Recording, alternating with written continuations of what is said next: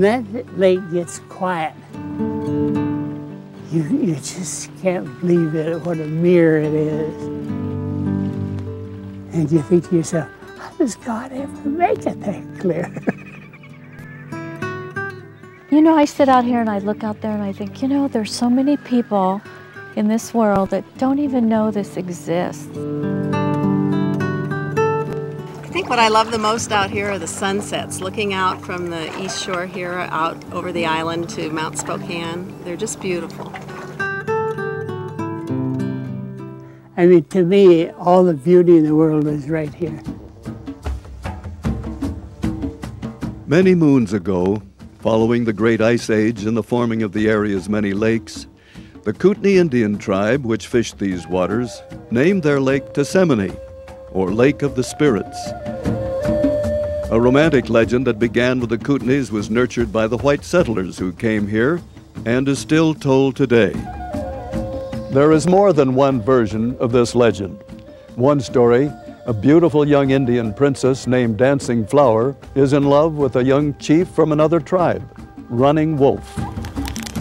But Dancing Flower's father, Gray Eagle, has already given her to his second chief, Black Hawk. Unwilling to live without Dancing Flower, Running Wolf murders Black Hawk on the night of the wedding festival, and the couple flees into the night in a canoe. A band of warriors in close pursuit sends volley after volley of arrows into the darkness. Gray Eagle thinks the lovers have vanished, but days later, a canoe drifts ashore, and in it, pierced by many arrows, lie the bodies of Dancing Flower and her beloved Running Wolf.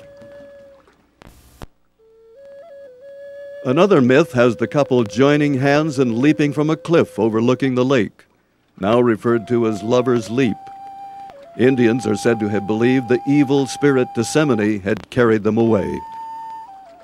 Whether you believe either version, the folklore of Spirit Lake suggests that on moonlit nights, if you watch closely and let your mind have free rein, you may see the ghostly specter of a canoe with two young Indian lovers drifting across the lake. And when the ice pack begins to break up at the beginning of spring, the sounds of the ice groaning and creaking give rise to speculation. It is the souls of Dancing Flower and Running Wolf crying for release from their watery grave.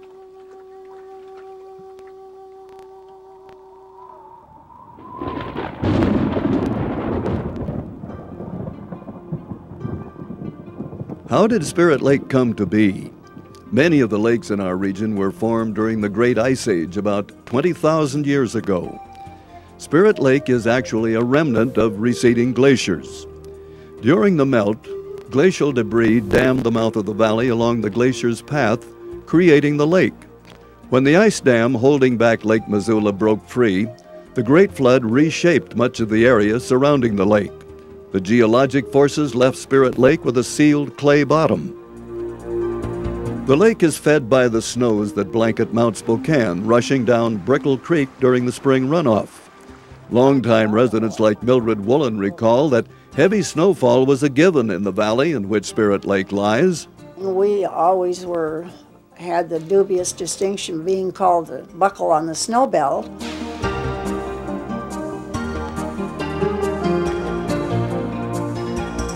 We hope it'll be a family gathering spot for generations. The jewel we call Spirit Lake is 4.5 miles long, from the former site of the Panhandle Sawmill to the west end where Brickle Creek empties into the lake. The shoreline of coves and bays stretches out to 12 miles. Much of the south shoreline is timberland owned by the Inland Empire Paper Company, restricting development on that side of the lake. Only a handful of hardy souls homesteaded along the lakefront more than 100 years ago. Tessemine, as it was called by the Indians, remained virtually isolated until after the start of the 20th century. Spirit Lake began to lose its anonymity in 1907. Frederick Blackwell, an established lumberman from the east with heavy financial backing, discovered vast old-growth forests surrounding the lake and the entire inland northwest. As a young man, Blackwell worked for lumber camps and railroads in Pennsylvania. When it became clear that the East was running out of good timber, Blackwell headed west. Historian Tony Bamonte said Blackwell was probably the most powerful timberman in the Northwest. And he proved himself. He was quite a go-getter, very ambitious, very intelligent man. In 1907, early homesteader Mrs. Sam Wharton and railroad magnate D.C. Corbin announced plans to plat a town at Spirit Lake and to build a railroad from Spokane to the lake. Well, their plans never got off the ground. Frederick Blackwell beat them to the punch. He and several partners launched the Idaho and Washington Northern Railroad. A month later, Blackwell bought 20,000 acres of timberland around Spirit Lake. Oh yeah, Blackwell came here to get the timber out. You know, he had some major backers. The potential for a lucrative lumber industry around the lake was obvious. Stretching eastward from Mount Spokane down through the lake valley and covering the surrounding hills was a dense forest. This whole area was one of the largest stands of white pine in the nation. You know, the Idaho panhandle around there and in northeastern Washington. In these virgin forests were giants, hundreds of years old. Some trees stood well over 100 feet tall and averaged 5 feet or more in diameter. This one measured about 8 feet at its base. When he looked at the vast forest, Blackwell saw more than millions of board feet of lumber.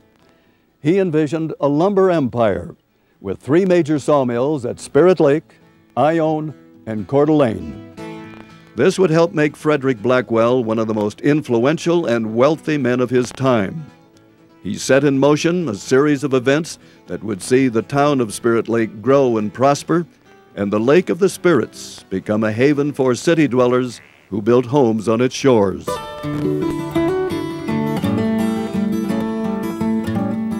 Early in 1907, Blackwell organized the Spirit Lake Land Company to begin selling property for business and home construction in the fledgling town. The company promised to provide water, a sewer system, electric lights, even grade the streets and install concrete sidewalks. A huge beginning for tiny Spirit Lake. Blackwell wanted the town to provide a good life for his employees. According to people who knew him, Mr. Blackwell was a good and honest man. He had a reputation for being generous to his employees. Blackwell's vision and energy became the catalyst for an economic boom in this sparsely populated area of North Idaho. It was a fabulous little town because everybody really worked hard. Ed Hamaker was born and raised in Spirit Lake, the youngest of 7 children. Oh, my first job was delivering milk for a man named Jackins, and he had a big dairy out on the other side of town. In just 3 days' time in October 1907, $18,000 worth of property had been sold.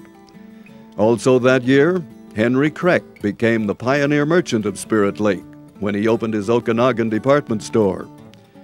In quick succession, J.S. Barney opened a badly needed restaurant, M.J. Williams started a first-class meat market, and F.E. Girton opened a confectionery and cigar store, all of which prospered immediately.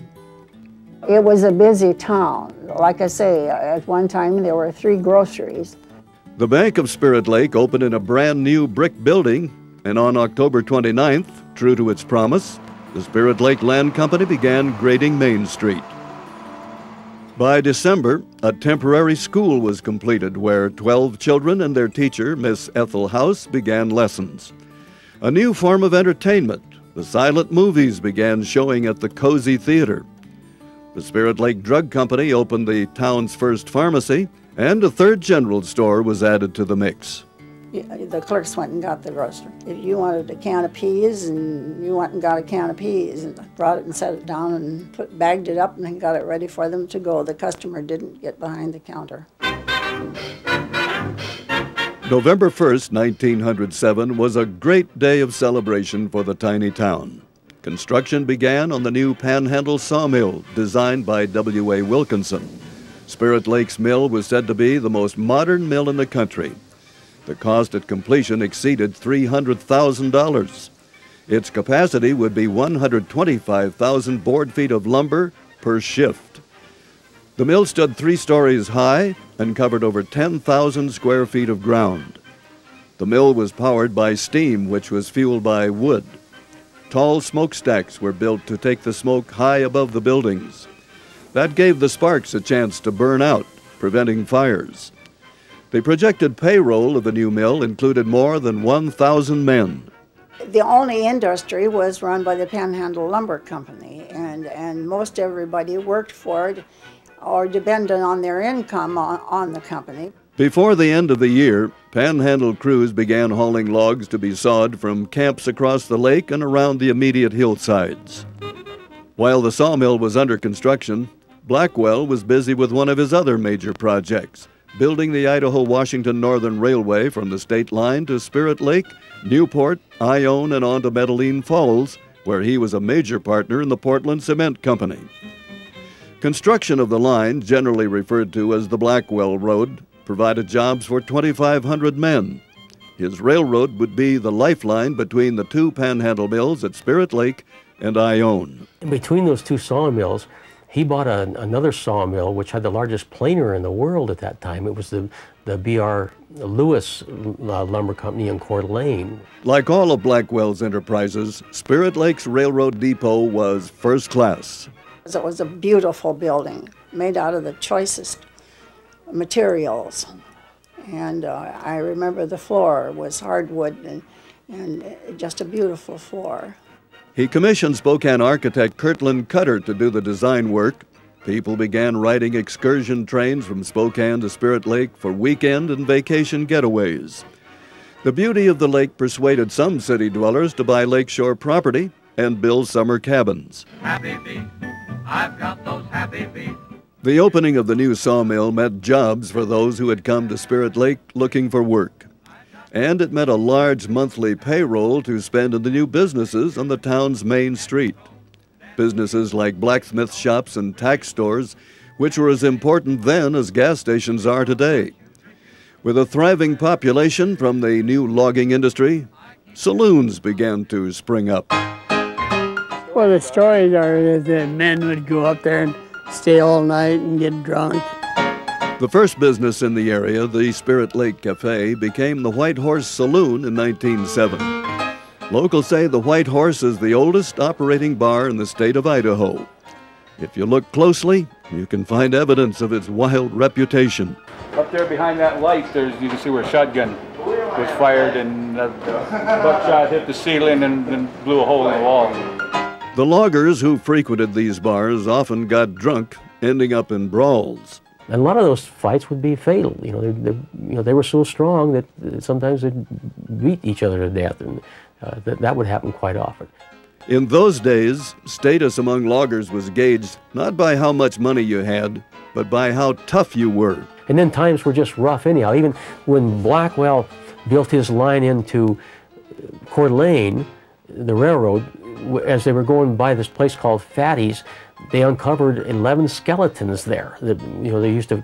It was a French dive, that place where they used to frequent, and there was a lot of murders there. Just some logger get too drunk and he'd get rolled, and it was just real tough, hard times. So tough that some measure of law and order had to be established. Back then, the law was you could only drink in a building or in the hotel that you were staying in. Keep the drunks off the street. Hotel rooms occupied the upper levels of the White Horse. However, nice ladies were not supposed to venture into that part of town. A couple doors down is a second saloon, Joe's Hole. And like the White Horse, it has a long and lusty history. This is the original bar, shipped in the 1800s from Connecticut, traveling around South America's Cape Horn and up the West Coast. It then came by covered wagon from San Francisco to Spirit Lake. They had what was called a hickey, and it was like a little coin, and it usually had like a 5-cent. It was an early promotional gimmick by saloons to keep patrons coming back. And that's where that term, when you're a teenager and somebody gives you a hickey, it looks like a hickey. It's a little round quarter or 50-cent size piece, and that was where the term come from. They used to call those hickeys. During this same time, Spirit Lake had several brushes with gold fever. One example happened in October 1908. Prospectors hit a 40-foot-long vein just northwest of the lake. It was 18 inches at its thickest point. However, there never proved to be enough gold to make it a commercial enterprise. So the real gold in the hills around Spirit Lake turned out to be the timber.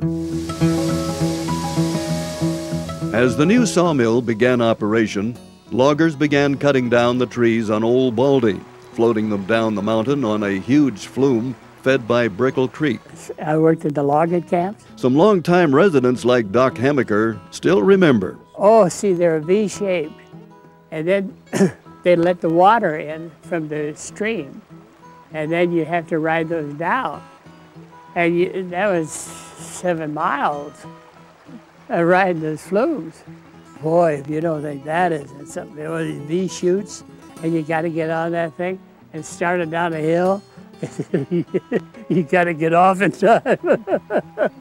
The logs were then towed down the lake to holding areas. When we were kids, we used to walk those logs in the pond, and boy, that's kind of treacherous because all you had to do is walk on the log that was very small, and you could drop between the logs and be trapped. The logs were sized and cut into lumber, stacked, and sent to market.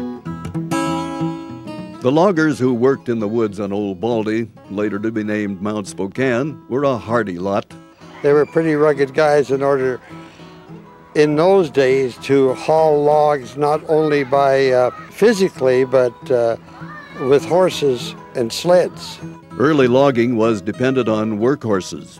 Dragging these huge logs was hard work, and although collars were designed to take the main point of the strain, the horses were often whipped or beaten to get them to pull a heavy load. Horses are just like people. They don't want to work that hard, and sometimes there was some major cruelty to some of those animals to get them to do that. The loggers had to be tough to survive a long work week under dangerous conditions, making only a couple of dollars a day. Their camps were far less than adequate. Besides the falling trees and rolling logs presenting imminent danger, food was of dubious quality, sleeping quarters little more than a cot and a blanket, and sanitation was unheard of. You know, they never washed their clothes. Their clothes would wear out. They would wash their underwear usually like once a week or so. But their clothes would, they'd hang them up to dry, and you get, you're sweating all day, and not only the sweat, but you get the sap and pitch and things on you, and your pants will just about stand up by themselves. And these conditions lasted until 1917, when a massive strike by Northwest woods workers and mill workers paralyzed the timber industry in northern Idaho. The strike lasted nearly a year until the company agreed to an 8-hour workday. As far back as the 1890s, visitors came from Spokane to spend a day on Spirit Lake. It was very fashionable to make this difficult trip to rough it on the lake, but with the development of the town and the arrival of the railroad, buying lakeshore property became more feasible. The men would go to town every morning on the train and come back in the evening. In 1908, a group of Spokane businessmen purchased land that became the Tessemani Outing Club, using Spirit Lake's original name. The Tessemani property was surveyed and divided into about 80 lots, making it a planned community, which was very progressive for the times. Later that year, Spirit Lake leaders were looking for ways to both entertain the growing population and bring in outside money. Boxing matches were a sure draw, especially if a local boy was able to take on a big name from out of town. But a lot of entertainment was just pure fun, like wheelbarrow races down Main Street, or businessmen racing down the same street in shirts and ties. The community acquired a site on the lakeshore to house recreational and cultural facilities, which became the Chautauqua Grounds. People came from around the area to see and hear concerts, the ballet, and famous lecturers. There was a dance hall down there, and there was a boathouse where you changed from your clothes into your swimming suit and went swimming. We had a very nice swimming beach. Of those who came to Chautauqua, many returned for vacations, fishing, or cruising on tour boats. The steam-powered boats were the easiest way to get vacationers to the various campsites. The Spirit Lake Navigation Company, which owned the steamers, carried visitors on sightseeing tours around the densely wooded shores. In order to reach Chautauqua, a 918-foot wooden bridge was built from near where the access area is now, across the water to the north shore. That led to the construction of a roadway to serve Tessemane and other home sites. By now, North Idaho lakes were becoming so popular, excursion trains were filled to capacity. The Spokane and Inland Empire Railway was running up to 18 trains a day between Spokane and Coeur d'Alene, but tragedy struck in July of 1909. I mean, it was just chaos when it happened. 2 trains crashed head-on just west of Coeur d'Alene. People all over the place, injured and those rushing to help. 17 people died and over 200 were injured. See, it was probably the Inland Northwest's worst train accident ever as far as in terms of number of deaths and injuries. The Spokane and Inland Empire line, already facing financial difficulties, never recovered from the accident. We had more snow than most any other place around in the country. The area's reputation as the buckle of the snowbelt was firmly enhanced during the winter of 1912.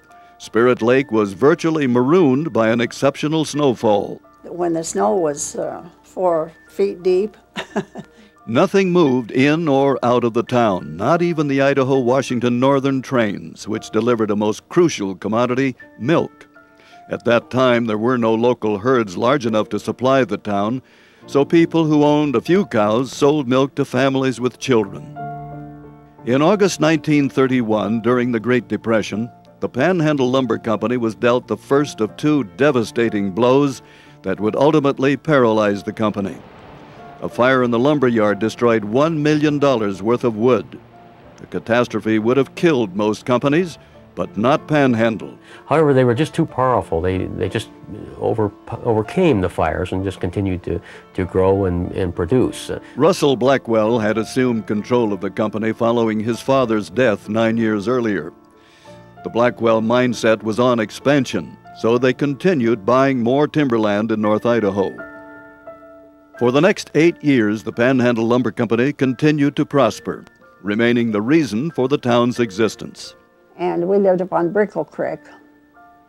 And we saw the smoke. But on August 5th, 1939, Panhandle would be dealt the final blow. A fire ignited on Mount Spokane and began burning its way down the slope toward the lake and the town. The combination of dry conditions and piles of slash left by the loggers made it impossible to contain the blaze. 18,000 acres of timberland were scorched. And my father-in-law stayed up there and carried buckets of water and threw on the roofs when the embers would fall from the fire. 6 days later, on August 11th, the fire reached Spirit Lake's Panhandle Mill. A fierce wind whipped the flames through the lumber yard. Firefighters tried in vain to keep the fire from torching the mill, but the flames were too intense. Whirlwinds threw boards high in the air. In the end, the fire consumed 40 million feet of lumber, the drying shed, the railroad roundhouse, and much more. I worked as a little boy volunteering by hauling water to the firefighters.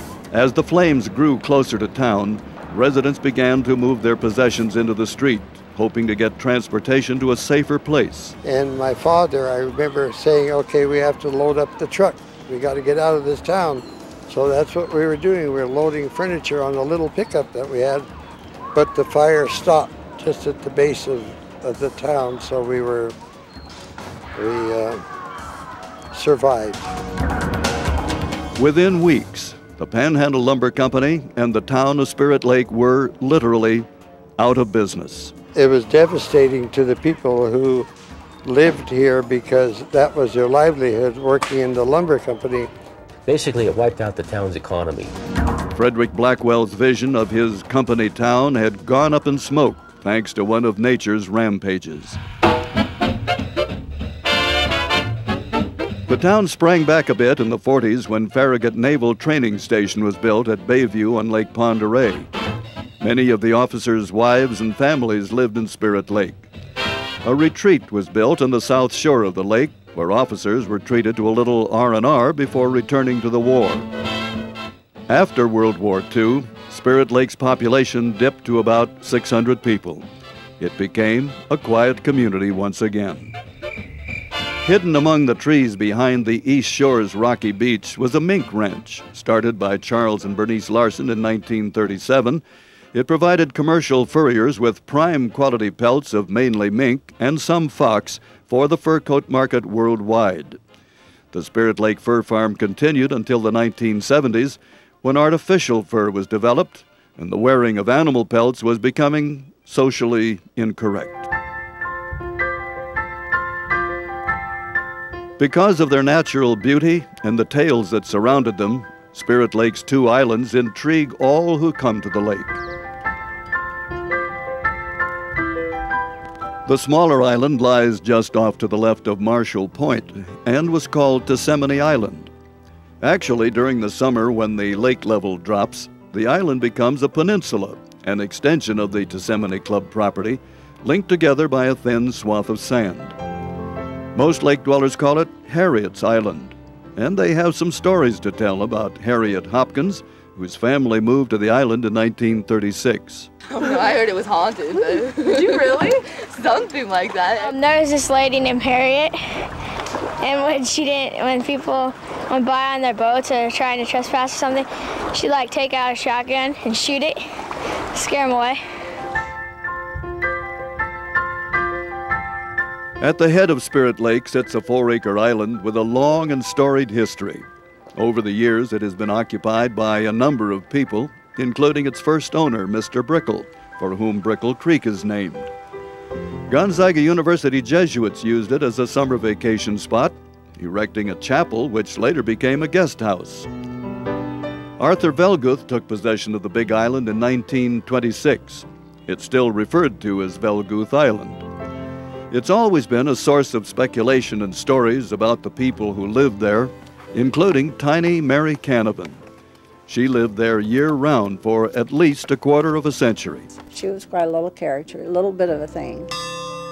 Yeah, she would ring a bell, you know, along the lake. They'd hear that, and they'd know that Mary wanted to come to shore.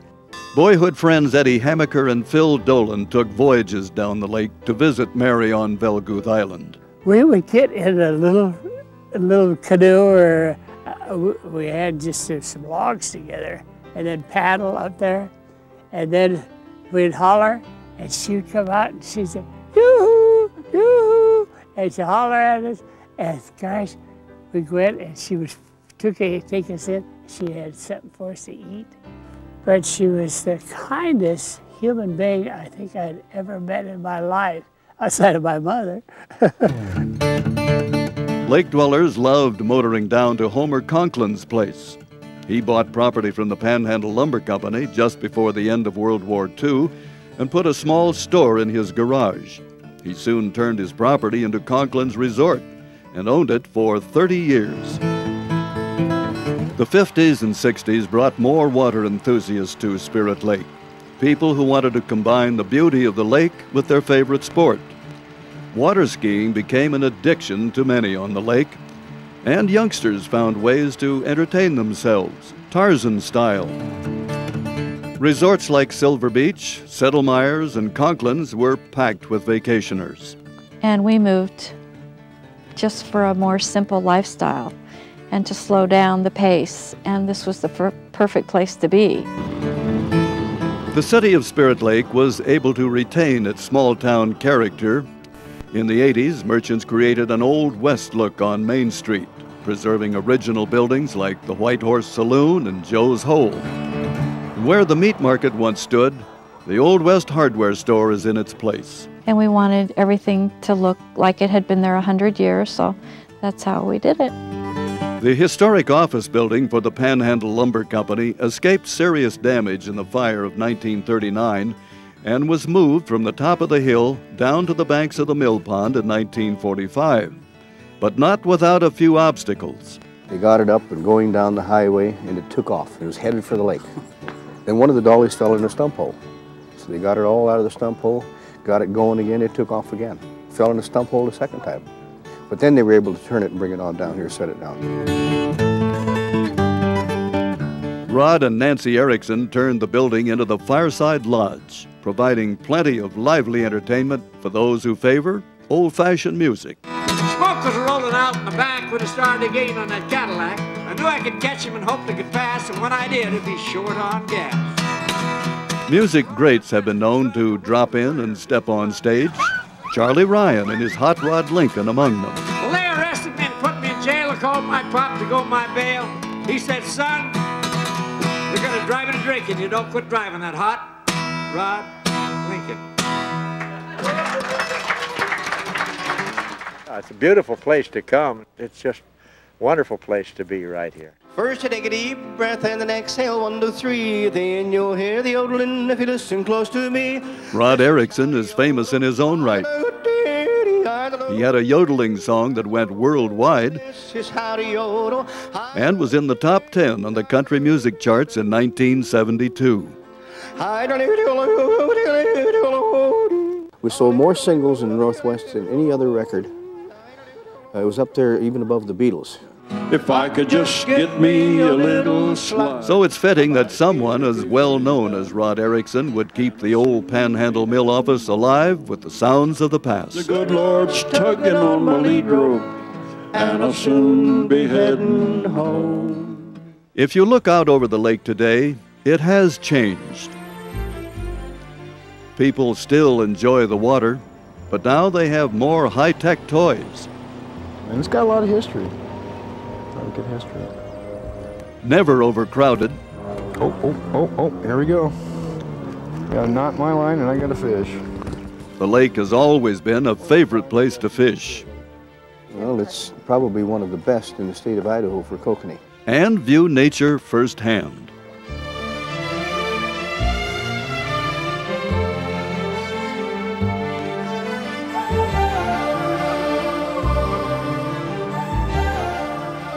Town events still bring city dwellers and summer lake residents together. 4th of July! Spirit Lake holds several annual events. The 4th of July parade even draws media attention, with some residents claiming it as the world's shortest parade. And fireworks, very much anticipated by young and old alike.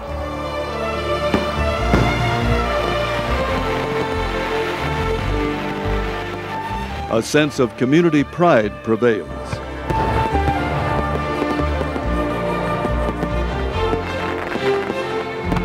Spirit Lake now seems to be starting to revive again, and it looks very promising now.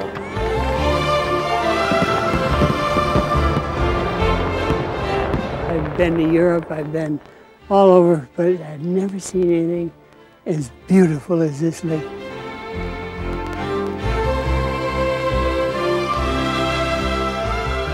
Through it all, the Lake of the Spirits lives on in the hearts and minds of everyone it touched.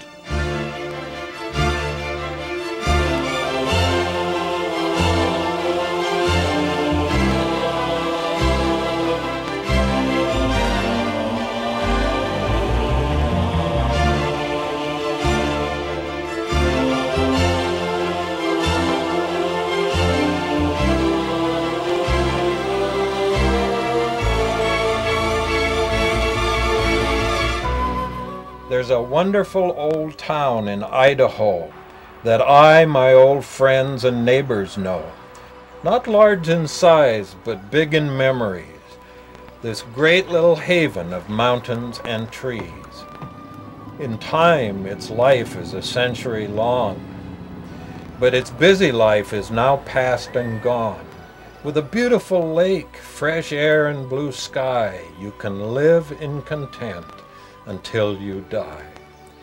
In its early life, it was a busy place, a large sawmill that there is no trace, and a railroad shop and a planer mill beneath the town up on the hill. The Grand Train Depot that I remember yet, They tore it down, which I still regret. As our lives go on and time does fly, I hope the spirit of the lake won't die. In this town I have memories of 50 years that bring me happy thoughts and sometimes tears. Homer Conklin, January 2001.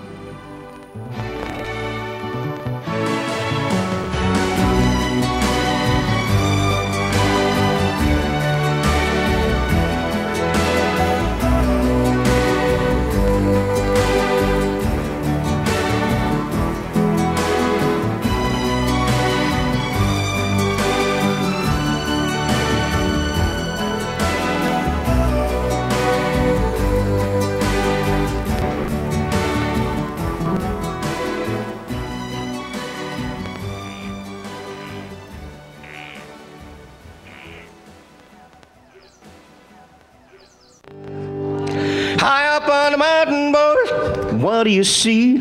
Bear tracks, looking back at me. Better get your rifles, boys, before it's too late. Old Slewfoot's got a little pig and he's a-heading for the gate. Well, he's big around the middle and he's broad across the rump, going 90 miles an hour, taking 30-foot a jump. Never been cornered and he's never been treed. Some folks say he looks a lot like me.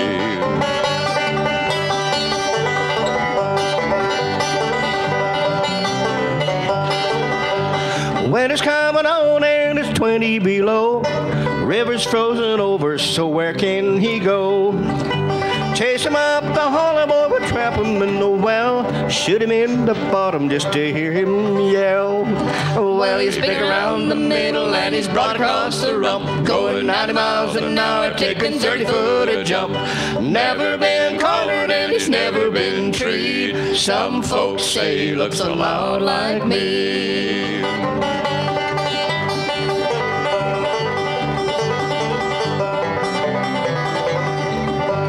Got me some money and I bought me some bees. Started making honey way up in the trees.